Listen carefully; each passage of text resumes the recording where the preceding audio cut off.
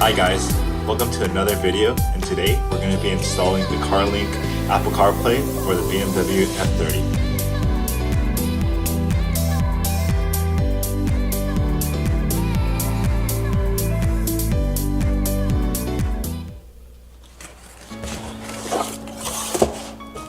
So when you receive your Apple CarPlay that you ordered, comes with the cables right here, the unit itself,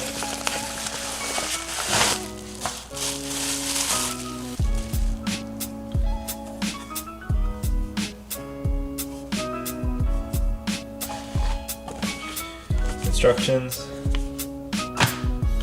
and the antenna. And for the unit itself, make sure that you set the dip switches according to your specifications. As you can see, there's an on and off function, and 1, 2, 3 are on for mine, and 4 through 8 are off.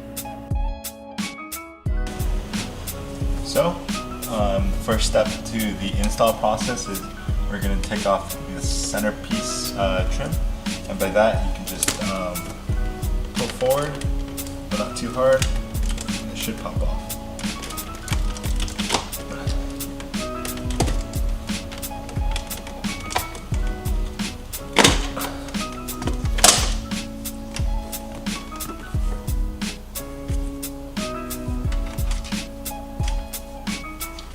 And over here, you're going to want to disconnect the connector.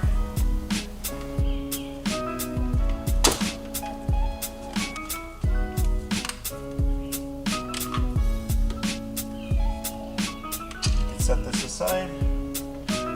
So now that the top trim is removed and the connectors are disconnected, you could the next step is you could go ahead and start removing the central trim by removing the 4 T20 Torx on each side right here.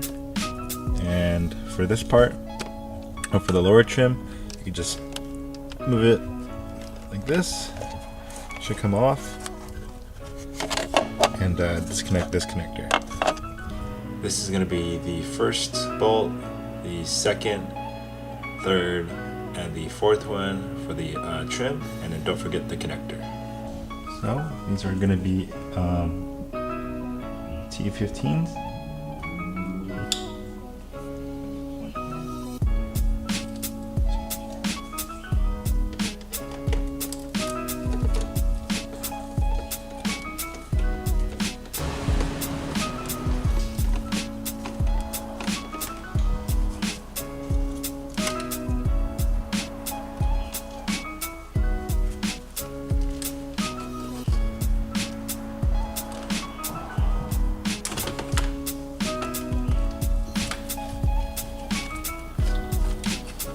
So now that you have the central trim out, you can leave this somewhere safe.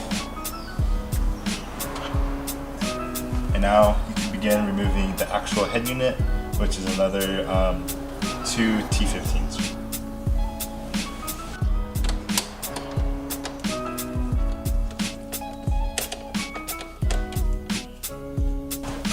So now that you got the 2 T15s out, you can go ahead and lay something soft here, like a microfiber towel, so you don't scratch up the trim right here. So now that the upper trim is out and the central trim is out, you can go ahead and start by taking the screen out, which is held on by another 2 T15s right here and right here. The 2 T15s right here.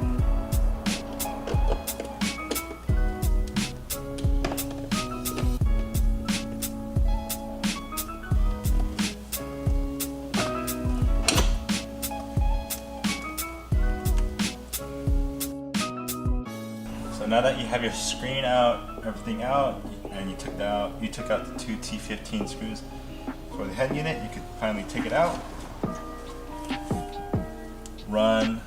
Take out the cable for the screen take it out from here, leave it out on the side, and then right here.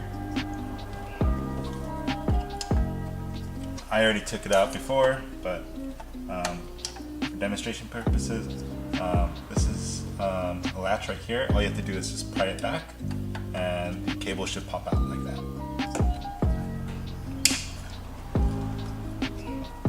Like so. Snap it in place. Get the male part.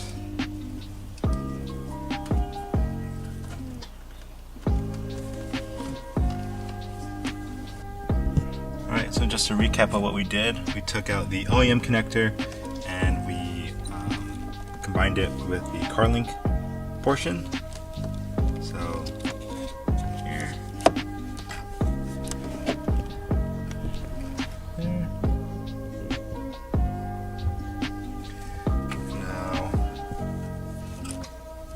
you get this part and plug it into the unit.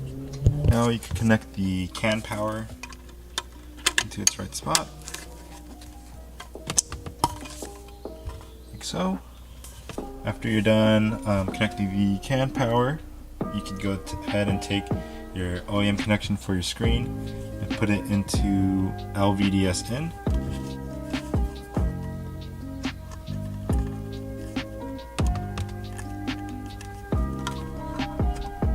Like so. Then you get the provided cable from CarLink. You put it in LVDS out. And then this cable will be for the screen. Now that you have everything sort of connected, you can get the cables with the extra wiring and the USB dongle and plug it in.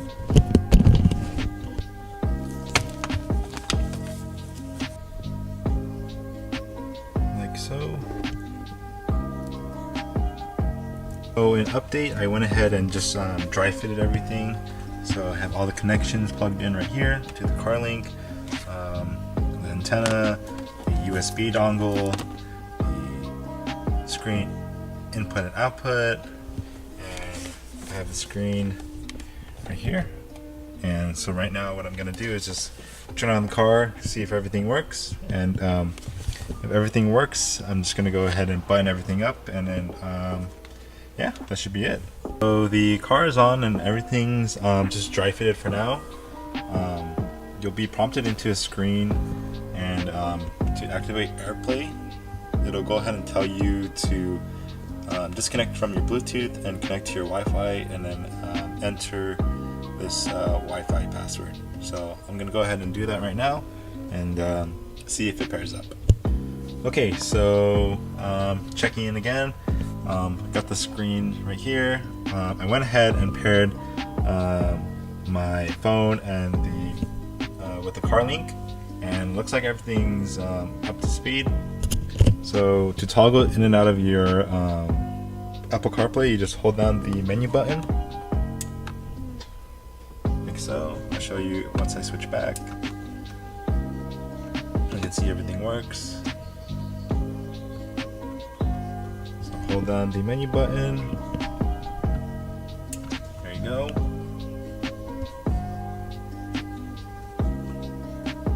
There it is, Apple CarPlay. Everything seems to be working fine. Got maps, Spotify, play music.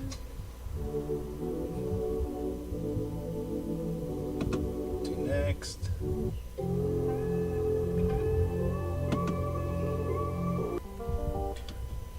I'm sure there's a bunch more stuff you could probably download. But yeah, pretty cool. I'll show you guys Google Play, or Google Maps, sorry.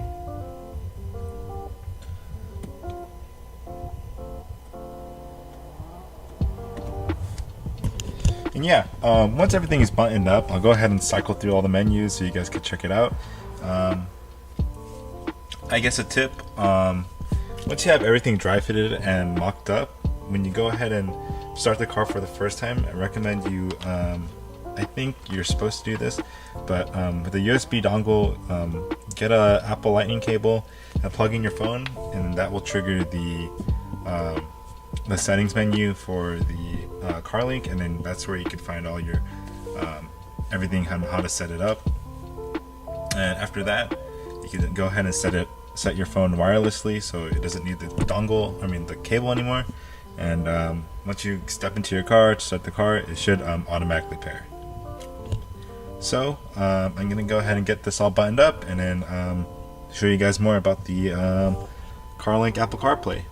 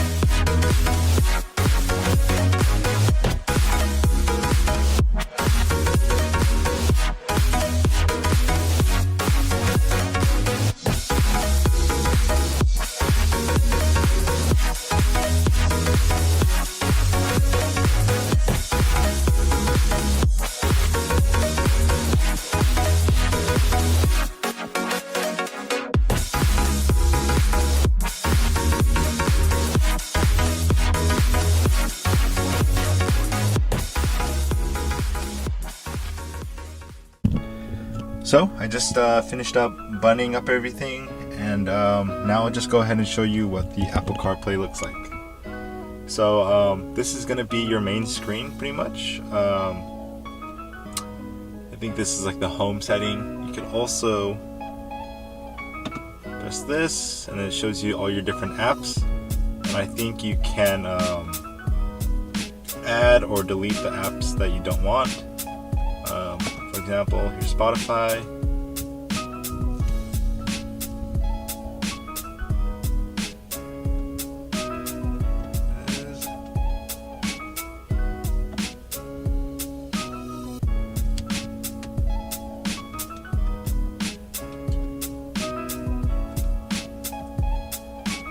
Settings.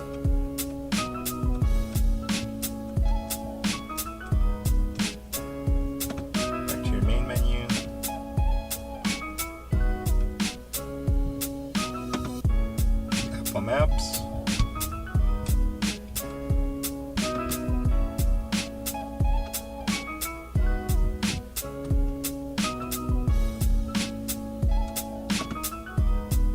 And that's it, pretty much. Let me see if I could see.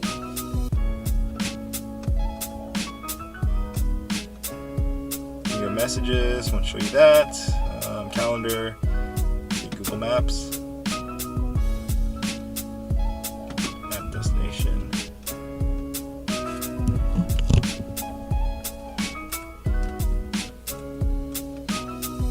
your keyboard, but I'm pretty pretty sure if I think it syncs up once you have your iPhone connected. Your phone, maps, messages, your Apple Music. If you want to go back to the iDrive, audiobooks, Spotify, and Waze. So yeah, this is what it pretty much looks like. And if you want to go ahead and go switch back to your iDrive, there's a setting where you could either hold the menu button and it takes you back to your iDrive, or you could hit the back button and it takes you to the iDrive. You could set that up in the settings in the car link. So hold the menu button and it switches to iDrive. Hold the menu button, switches back to Apple CarPlay. I believe if you hit BMW button, it should take you to the settings where you can add your wireless devices and mess with the settings on the actual car link itself. So you want, this is going to be the settings on the CarLink itself. There's English, display. You could really do the brightness. You could lower it or increase the brightness.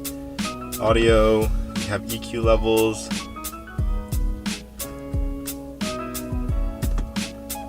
Back, reverse. This is if you have an OEM camera or an aftermarket one. 360 if you have the 360 camera. Other options.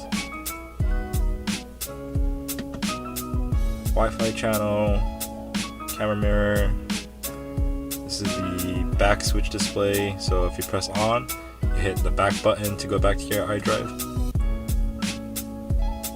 Software update. You guys can actually do software updates over USB stick, and I'm not sure where you can find them, but I know it is available. System version, and these are some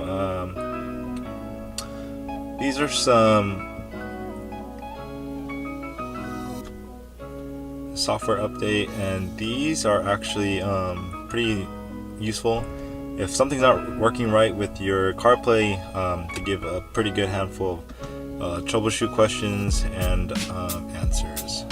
So yeah guys, that pretty much wraps the Apple CarPlay CarLink install. And definitely go grab yourself one. It's definitely a bang for your buck, especially if you don't want to do an iDrive 5 or iDrive 6 retrofit. This is about $300 shipped, and it pretty much took me about 10 to 15 minutes.